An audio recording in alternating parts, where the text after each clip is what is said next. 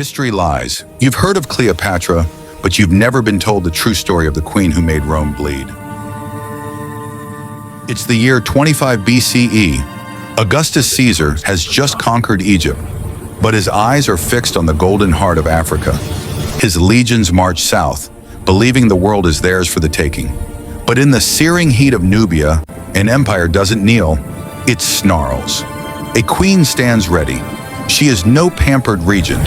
She is a warrior scarred by tradition and battle, one eye fixed on the enemy.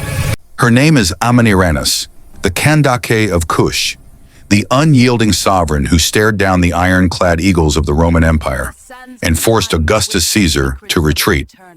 Welcome to Legacy Thread, where we refuse to let history's greatest heroes fade into the sand. Today we're unleashing the epic of Queen Amanirenas, a saga of unbroken sovereignty, brilliant strategy, and outright defiance. This isn't just history, it's a thunderclap from the African past that still echoes today. Before we dive into the battle, if you believe untold stories deserve to be heard, smash that subscribe button and ring the bell. Join our legion of history hunters now. Let's make this story viral. The Kingdom of Kush, a 1,000-year powerhouse. They conquered Egypt as the 25th dynasty, black pharaohs ruling the Nile. By the 1st century BCE, their capital, Meroe, was a global hub. Pyramids, iron forges, and commerce. They were smelting iron when much of Europe was still using bronze. And the secret to their power? Their Kandakes. The title wasn't an honor, it was the crown of absolute power. While Rome debated male succession, Kush had a long history of women like Shanakdakato ruling as full sovereigns. Down here, queens wore the crown with a sword in hand.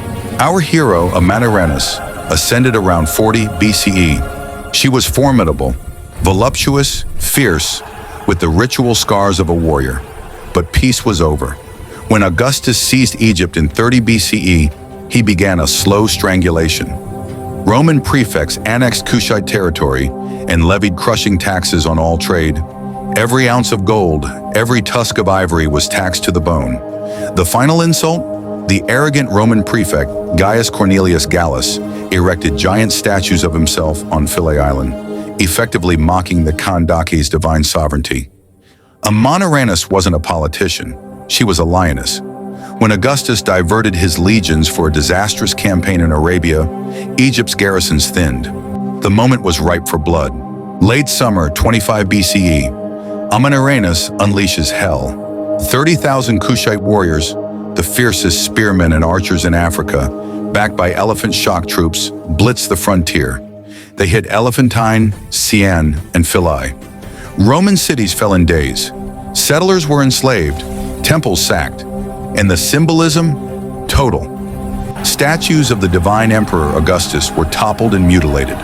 One bronze head, laurel-crowned, elegant, was savagely hacked off. Amanirenas carted it back to Meroe and performed the ultimate ritual curse. She buried it face down under the steps of the Temple of Victory. The decree, tread on your conqueror Kush. That statue head, unearthed in 1910, still gleams in the British Museum. It is a material, undeniable testament. Rome was humiliated. Augustus was enraged, sending his best soldier, Gaius Publius Petronius, with a force of 10,000 legionaries and 800 cavalry. The Romans were disciplined, but the Kushites were masters of the terrain. The war became a brutal dance of raids and sieges. In the melee, Amanirenas lost her husband, King Teratechus, and later her son, Akinadad, was killed in a counterattack. It was also during this campaign, they say, that a Roman blade or stone shard took her eye.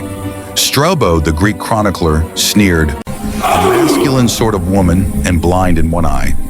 But to her people, that lost eye was a battle-won crown. She was the one-eyed Kandake, a queen whose beauty was forged in the fire of defiance. Petronius pushed deep, burning what he could, but his supply lines were stretched thinner than sun-baked leather.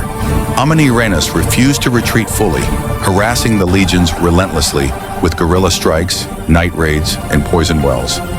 The Roman machine was breaking down under the Nubian sun.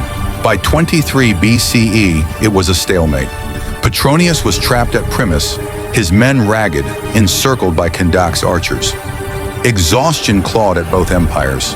Amanirenas then sent her envoys, the first free Africans to sail to Europe for negotiation, to Augustus on Samos.